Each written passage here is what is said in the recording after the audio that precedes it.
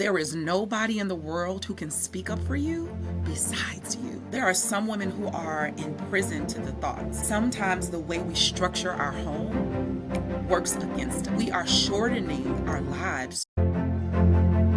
Hello, welcome to the Busy Moms Get It Done podcast, where we encourage moms that want to follow their motherly instinct and their passions. I am your host, Esther Shittu, journalist and mom of three. This week's guest is DeAnna Taylor. DeAnna is the founder, executive coach, and wellness workshop facilitator, and a keynote speaker. She's also the founder and executive coach of Mom Care Oasis. Thank you so much for joining us today. Oh, thank you so much, Esther. Glad to be here. I love this conversation. Yeah, I'm really excited. So I like to start off the podcast by asking my guests about their childhood and get into the weeds of like, when you were a child, did you envision motherhood at all? And usually I start this conversation because I envision motherhood. And so I want to know like how other people thought about motherhood as children. Yeah, so when I was a child, I knew I always wanted to have a family. I come from a family of three, and we're all 15 months apart. So it just, I got used to just having a brother and a sister and all of that. I'm the oldest of three. And so I wanted to be a mom, would play with my dolls and all of that.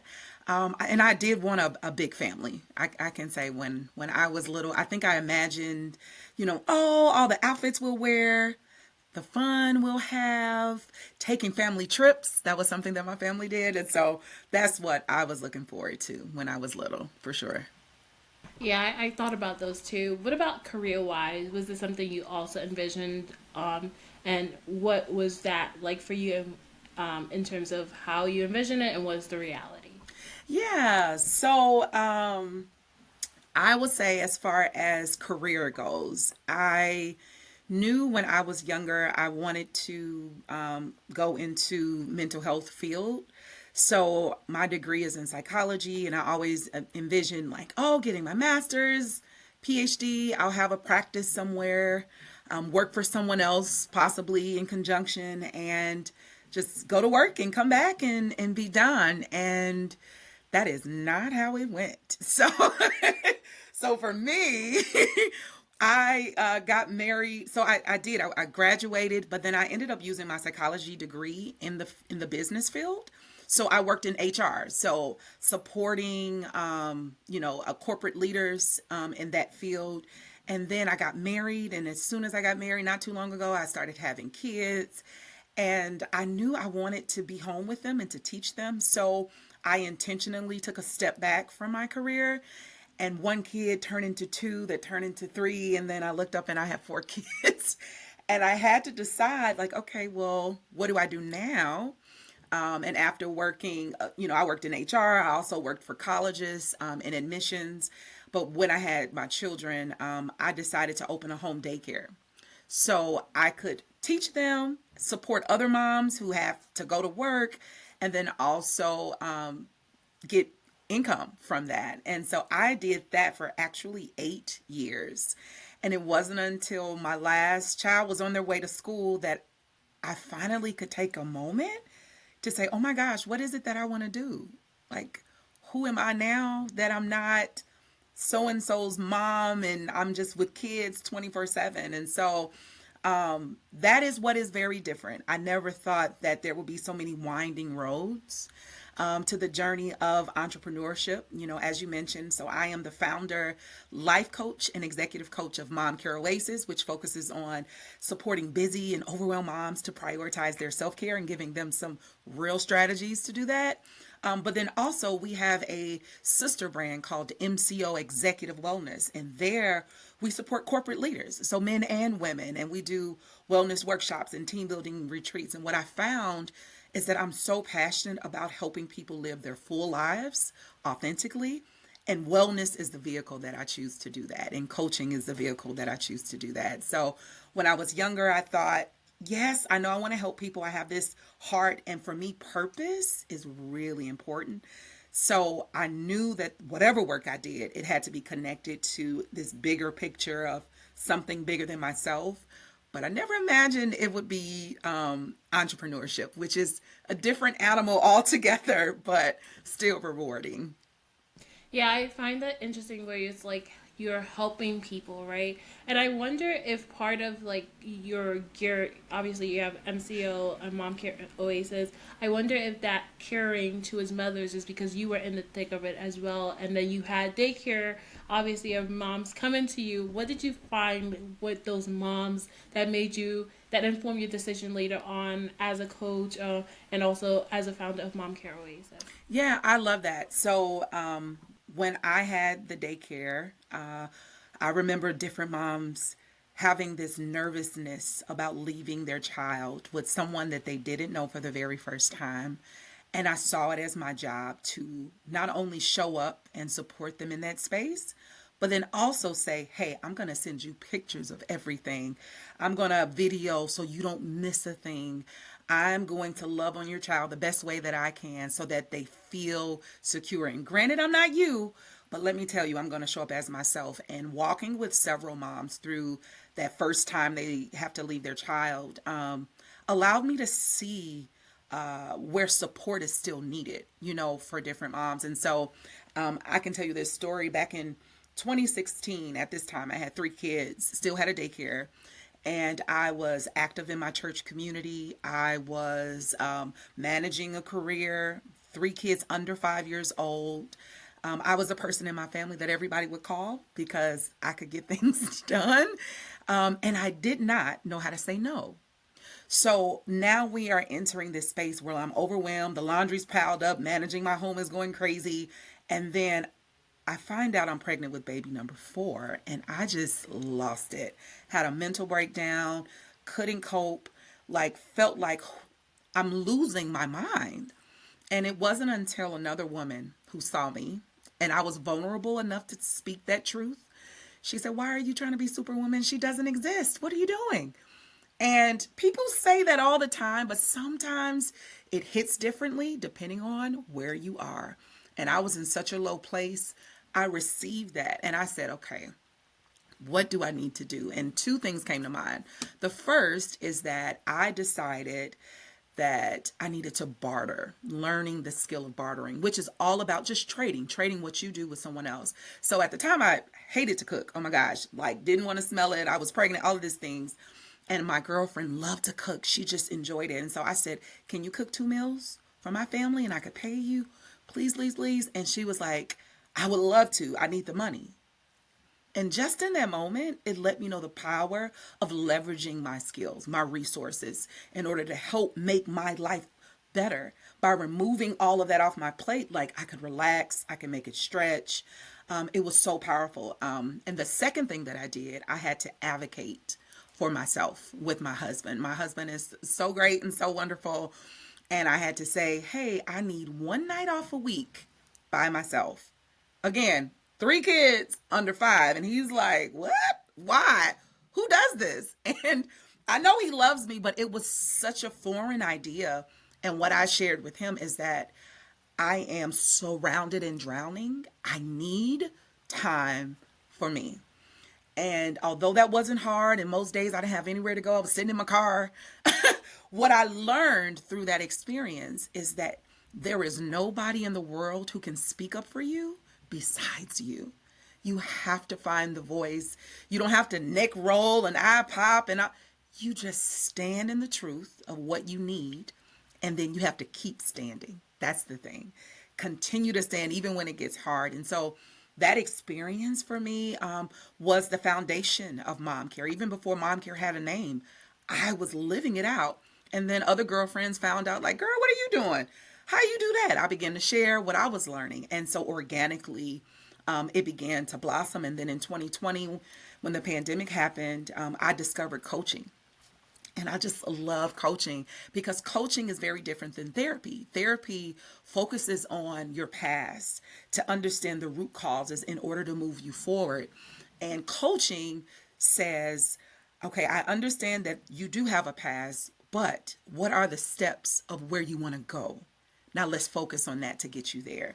It is a forward moving process where I'm not an expert in your life, you are, but through the power of questions and listening, I'm able to reflect a new perspective to help you move through life in a new and powerful way. So when I found coaching, That's when Mom Care was birthed. And we've been doing this work for about 4 years. Yep, going on 5. I love so many of the things that you said in your story. One of it was the superwoman aspect of it because I feel like I'm under where you are now. I have Yeah. 3 kids Yes. under 5, and Yes. it's so hard. And I'm like, Yes. I can't. Like, I remember someone just say, "You're super mom," and I'm like, I don't want to be super Yeah. Yeah. mom. Oh my gosh. We throw that term around as if it's like a badge of honor. I'm like, you don't get any money for doing that. You like, you lose sleep and you go crazy. You like, so it's the narrative of the culture, the hustle culture that we're a part of. But I think that, some seasons are harder than others. Let's just say it. And when you have really, really small kids, you may not be able to get away for the spa every week or once a month. But there are some things that you can do that maybe you're not doing yet, right? And so the work that I do with my clients is let's just figure out what that is. Let's just have conversations. Let me give you this one tool.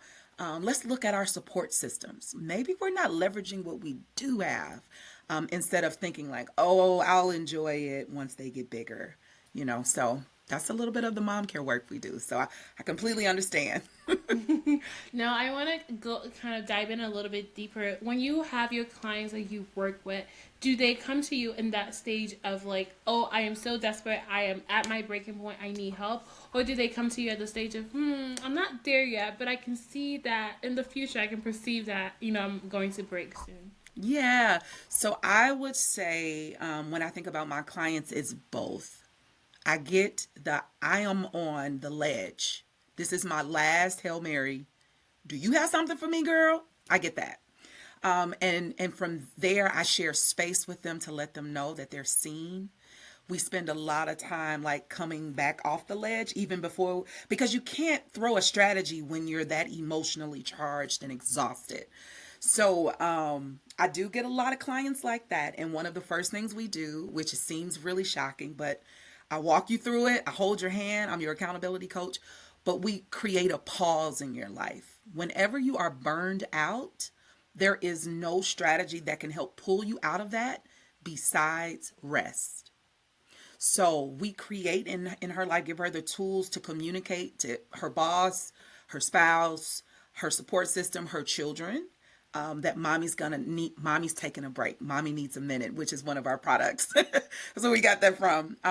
But once you can rest, then naturally your body and your mind can think and become sharper. So then we can plan a strategy and how to move forward. So I do get crisis clients, but then I also get, some moms who are like women who are proactive about skill building. And so, say they've had a therapist before and they've just stopped, or they like to journal and they do, some healthy habits, but they recognize that there's something missing. And so, with our coaching programs, we have a coaching club, which is like 4 sessions with accountability and support. But then we have something called the Work Life Harmony Program, and that's when you're getting 3 different assets and resources. It's 12 sessions. We go deep so that we can like really get it ingrained in your life for a longer period of time. So to answer your question, I get both, and it just kind of depends what the need is and where she is as a mom. Speaking on the topic of rest, how important is rest, especially for working mothers? Absolutely. And on our website, momcareoasis.com, we have something called Mom Care 7. It is our self-care model for moms. So there's a lot of, people who have perspectives on self-care. For us, it includes 7 areas, and that is spiritual self-care, emotional self-care, physical self-care, organizational self-care, beautiful self-care, and the last 2 is social self-care and mental. So when you ask about rest, that falls underneath what we would term physical self-care. But physical deals with how much water you're getting, how much exercise you're getting, nutrition, sleep, and rest. And so for us, we treat sleep and rest differently. And the importance of that is this: your body naturally needs to recoup, to rejuvenate itself, helps with memory, energy, all of the things through sleep. But where rest really shows up for a busy mom is giving her permission to do the things that she enjoys without the guilt.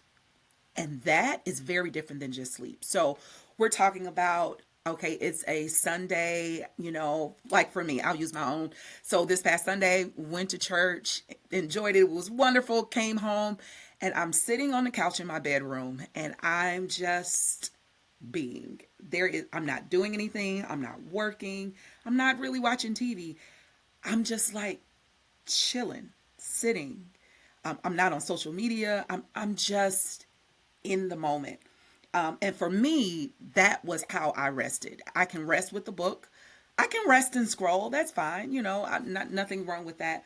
But rest says I don't have to be doing something in order to be worth something, right? I think a lot of times moms get this confused that if I'm not outputting or doing for my kids or doing for my job, then what am I doing? Oh my gosh, I have to be busy, which is a lie, and rest says I deserve to just sit and take in nature, or I deserve to just sit and listen to a playlist I created on Amazon Music. Like, I don't have to do for others. I can just be with myself. And so it's important because a lot of times moms like to hide behind their roles, behind, I'm so busy. Like, there are literally some moms who get off on saying, I have so much to do.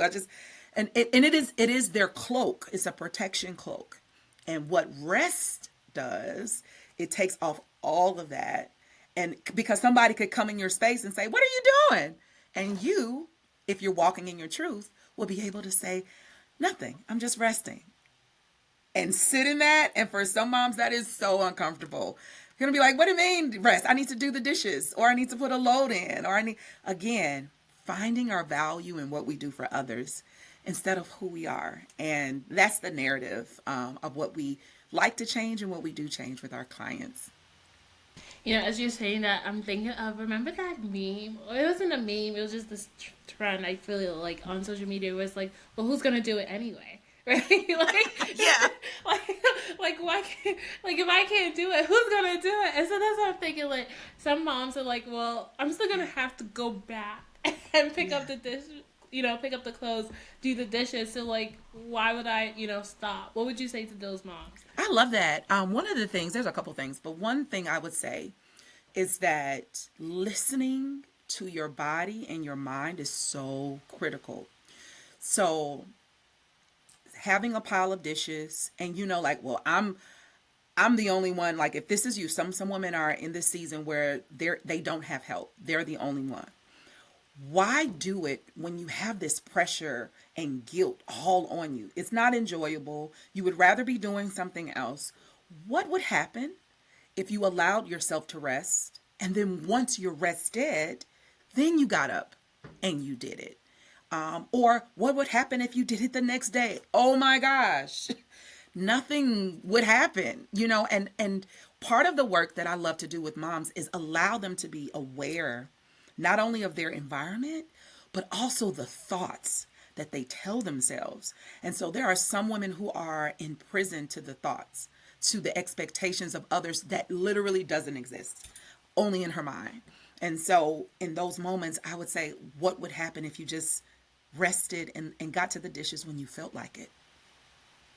The other thing I would say is that sometimes the way we structure our home works against us. And what I mean by that, on our website, we have a free resource called 5 Tips to Simplify Your Busy Life. And in it, we are getting at this idea of, why are we like moving? You have no time for self-care because your plate is too full.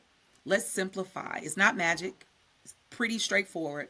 You have to eliminate some things in order to create space. And sometimes we don't delegate. One of the tips is delegate, pay, or barter. I talked about barter a little bit earlier.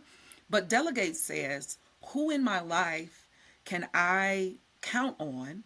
Delegate, ask for help in order to give me this sense of reprieve or breathing or rest. And some moms don't involve our children at all. Maybe we grew up like that and we think, no, they should enjoy being a kid. But what we fail to realize is that helping, giving them responsibility is a way we train them. If we do everything for them, we are not equipping them to be independent adults who understand, how to pull their weight. And so I would say, one, let's look at your environment, your partner. Some women do it all because they're like, I know my husband's not going to do it. I don't even want to. How about we ask? How about we use vulnerability and say, hey, husband, hey, partner, I am drowning. I need some help. Can you help me? Right? And if you don't have a partner, who in your life can you use for? So getting you to rethink how you're moving is powerful because sometimes we aren't aware. We just go. It's how we know how to keep going. And even if it doesn't serve us, it's just on autopilot. And I think the Mom Care Oasis brand is all about the pause, the reflection, the awareness. And we say, well, what is working for you and what's not? And we give you the space to really speak those scary truths because they are scary. I don't want to take this lightly. A lot of what we're doing, some of us have closed in our true feelings and this like lock and key in our heart because we're afraid of what people will think if we're really honest.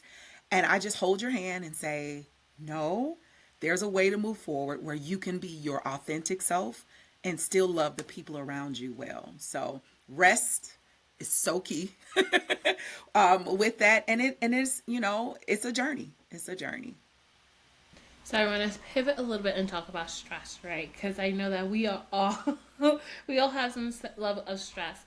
In what way is stress detrimental to the health of working mothers or mothers in general, and how can mothers reduce that stress? Yeah. So stress is a silent killer. It is understood as that, where you hold it in your body and it can literally manifest to physical ailments. And so for moms, what happens is when we are stressed because we have too much on our plates or we're doing too many things, what happens is we don't speak up, we don't make a change, thinking that we'll just take it on our bodies, lose sleep, etc., etc.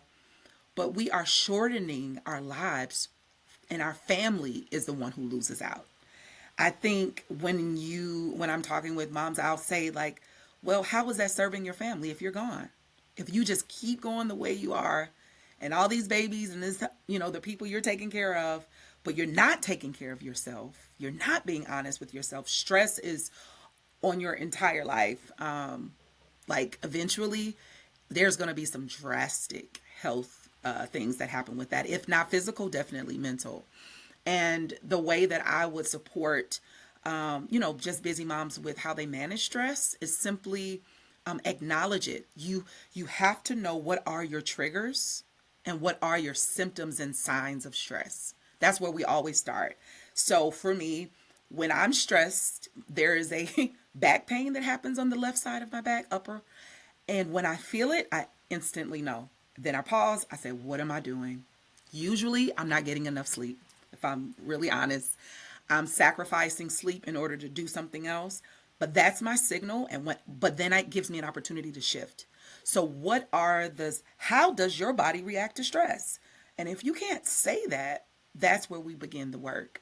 And then also knowing your triggers ahead of time, you can pivot and minimize the stress that you are experiencing. And then we can get into management, like working out and going for walks and other ways where stress and self-care can have a relationship hand in hand. I wonder for moms, right? Why do you think that there's this so much of a autopilot, right? Because a lot of times we're moving on autopilot. Because like not a lot of people can think. As you were talking about your background, I'm thinking, well, is there a part of me that if I'm stressed, like, Yeah. I'm like, I probably don't know because I'm just like, move, move, move, move, move. Is Yeah. there a part of, like, how do we start to recognize those signals that, that tells us, okay, we need to slow down? Yeah. That's really great, Esther. The big thing here is nothing is going to happen unless we practice being intentional. Autopilot is that for a reason, meaning we do it without thinking. So if we're trying to change a pattern, it's going to be because we are intentionally trying to do it. So one of the things I would say is we always have our phones. So I would say have a note section in your phone where you say my signs of stress. And then the next time that you are stressed, you can write it in there. But even proactively, I might have an end of day reminder, calendar reminder. How was today? This is all reflection. How was today for me? Was I stressed by anything? What did I notice? And I would put it as an end of day reminder, maybe 9 o'clock, 8:30 for a week straight. And maybe the first day there's nothing. The second day, maybe nothing. But I believe when we are intentionally observing our lives, there will be things that come to the forefront. And then that's what we capture in our notes. Yes, somebody at work gave me a last minute project and it just got on my nerves. I couldn't focus. And I went and I ordered 2 pair of shoes. So now I'm noticing that stress is connected to my shopping habits because that makes me feel good. I want some dopamine from that, but we can't correct what we aren't willing to face. So we have to intentionally create a new system where we can capture this data about ourselves. And then we can look at, okay, do I need a coach? Do I need a counselor? Do I just need an accountability partner with a girlfriend? And all of these things happen on the back end because we've literally watched ourselves for a week. So Going back to yourself, right? Obviously, you've gone through so many journeys in your career journey and in your mother journey. Now, you told me before you're now in like the teenage phase of it, which seems exciting. yeah. I wanted to know what sacrifices would you say that you made with motherhood or your career for both to exist, and what sacrifices do you see others making? Yeah, so the sacrifices that I made for my career in order to be a mom. And the sacrifice you made for your mother, for you to be as a mom, for you to have a career. I like it. So the sacrifice that I made in my career in order for me to be a mom is I took this break when I was having children to come home and to open up a home daycare. So I kept working, but I wasn't in the marketplace. Like I love interacting with people and traveling and doing. And I decided that because my kids were so small that I valued more their teaching. And that was how I ended up doing that. And I have to be honest, I struggled. There were years where I did struggle with that because I would see all of my beautiful, wonderful sisters and my girlfriends and all my friends from college. And we all started out together. And I was one of the first people who got married and started having kids. And they were just moving forward in their careers as doctors and lawyers and business owners. And just, it was great. I was so happy. But I felt like, man, I was missing out. And I wish that there was a part of me that longed to get back out there, but I knew it wasn't my season, right? So that was my transparent moment of like, yeah, that was a sacrifice, and one that I chose to make and would make again because what I gained was this really close relationship with my children, and being able to serve other moms and their children, and that's time I can't get back. So no regrets there. But something that, okay, I love this question. Can you give me the second part again? So I sacrificed my career for motherhood. Is that the? Yeah. And what sacrifices did you made with your motherhood in order to have your career? Okay. So in my motherhood, the sacrifice, I would say I'm in that now. And with this role of being a founder and an owner, sometimes I have to fly somewhere and speak and travel. And while I absolutely love that, so we're having this is perfect, real example. We're having our first Mother's Day retreat. It is going to be so amazing. I mentioned Mom Care 7. Our retreat is us walking through that entire model at different aspects of the retreat. It's at a luxury hotel in New Buffalo, Michigan. It is going to be amazing. And having sponsors and women and massages. It's everything that I've ever wanted in one place. But while I'm excited about that, that's going to happen May 8th through May 10th. On May 9th, my daughter's going to her 8th grade graduation dance. And I'm like, oh my gosh. I am so disappointed that I literally can't be there for that event because I'm going to be at the retreat. And so there is a level of like, oh man, I hate that I'm going to miss that. And as soon as, and so I think that's important to acknowledge. Like, I'm doing something for my career, it's impacting my motherhood. That makes me sad. I wish I could be there. And then at the same time, I know enough about strategies to say, who can I call on as my support system to show up in a powerful way? So I first let my daughter know. I said, I won't be there. I hate that I'm going to miss it. But then I reached out to my sister-in-law and I said, can you come early to help her get ready and to take pictures and FaceTime with me and just like all the things? Because even my mother and my sister will be at the retreat with me. And so my sister-in-law, she was like, absolutely, I can't wait. And we're talking, and now my daughter's excited because her auntie's going to be there. And that's what I've learned from mom care is that I have to speak the truth, but then I can start planning on how can I make this better. And I know that I show up for my kids in many other powerful ways because of my job. I have flexibility to be there, but there are times when my schedule conflicts with something that they're doing. And I just have to trust that my motherhood isn't being judged on that one thing and that I can rely on my community to show up when I can. I love that because what it shows me is like you're not just thinking, "Oh, I'm so sorry, I can't be there," and you just sit in that like grief, and you let the grief Yes. overwhelm you. But you're like, "Okay, so now what can I do to make sure that she knows like I'm still thinking of her, I'm still caring for Yes. her, I'm still loving on her," and you just bring in everyone that can help. So I definitely love that. Thanks for sharing. Beautiful. Absolutely. So final question. Thank you so much for your time. I love this so much. In your opinion, is it possible for a woman to have it all? You know, can they have everything that they want and more, or is it not possible? Yeah, I love this too. So oftentimes when we think about it, it's framed as balance, like, oh, I need better balance, work-life balance. And the way we talk about it at Mom Care is work-life harmony. Harmony has a different feeling, emotion, and understanding. Balance, if you think about a seesaw, well, you have to have the exact same weight and it's perfectly aligned. Like that's heavy to juggle, to have everything perfectly aligned. But harmony is more like if I have two buckets and 10 pebbles, maybe I put three in this week in one, seven in the other. Or maybe I do six over here, four over there. And that's how I view our lives as mothers. And so when you say, can I have it all? Well, one week, the career might need you more. And for moms and in your household, you might need some support. And that might be a win. That might be having it all for that week. And then what about the next week? You might have to show up for your kids and work might have to get a no. You may not be able to take that client. And so you have to know what is it that you want, right?